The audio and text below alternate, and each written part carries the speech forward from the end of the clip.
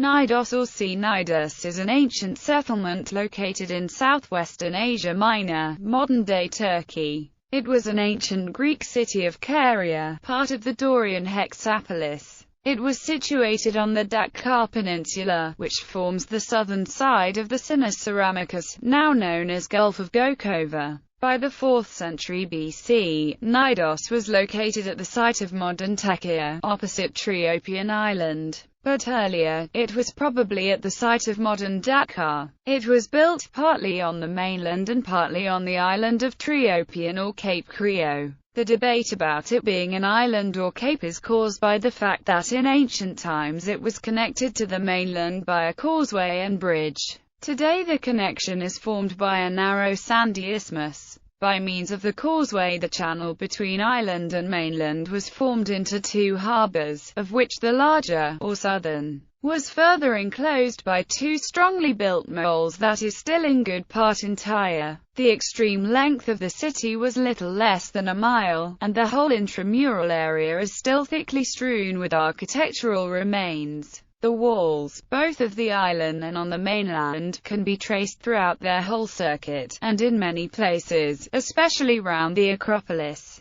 at the northeast corner of the city, they are remarkably perfect. History. Knidos was a city of high antiquity and as a Hellenic city. According to Herodotus' histories, the Cnidians were Lacedaemonian colonists. However, the presence of demiurges there argues for foundation or later influence by other Doric Greeks, possibly Argives. Diodorus Siculus claimed that Cnidus was founded by both Lacedaemonians and Argives, along with Halicarnassus and Kos, and the Rhodian cities of Lindos, Camiros and Ialissus. It formed the Dorian Hexapolis, which held its confederate assemblies on the Triopian headland, and their celebrated games in honor of Apollo, Poseidon and the nymphs. The city was at first governed by an oligarchic senate, composed of 60 members, and presided over by a magistrate, but though it is proved by inscriptions that the old names continued to a very late period, the constitution underwent a popular transformation. The situation of the city was favorable for commerce, and the Cnidians acquired considerable wealth, and were able to colonize the island of Lipara, and founded a city on Corcyra Nigra in the Adriatic. They ultimately submitted to Cyrus, and from the Battle of Eurymedon to the latter part of the Peloponnesian War they were subject to Athens.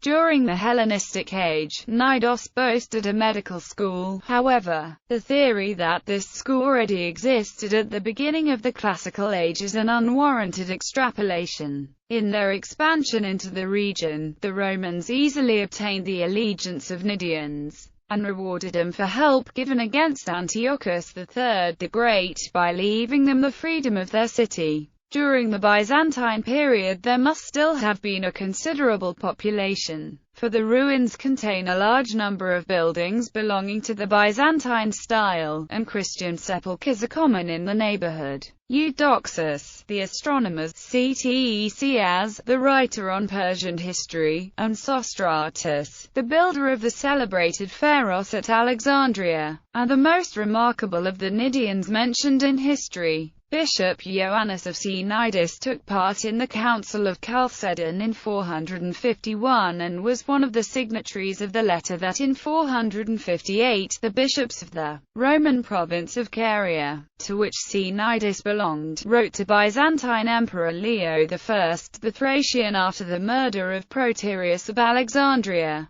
Bishop Evander was at the Second Council of Constantinople in 553 and Bishop Stauracius at the Second Council of Nicaea in 787. No longer a residential bishopric, Cnidus is today listed by the Catholic Church as a titular see. Excavation history. The first Western knowledge of the site was due to the mission of the Dilettanti Society in 1812, and the excavations executed by C.T. Newton in 1857–1858. The Agora, the theatre, an odeum, a temple of Dionysus, a temple of the Muses, A temple of Aphrodite and a great number of minor buildings have been identified, and the general plan of the city has been very clearly made out.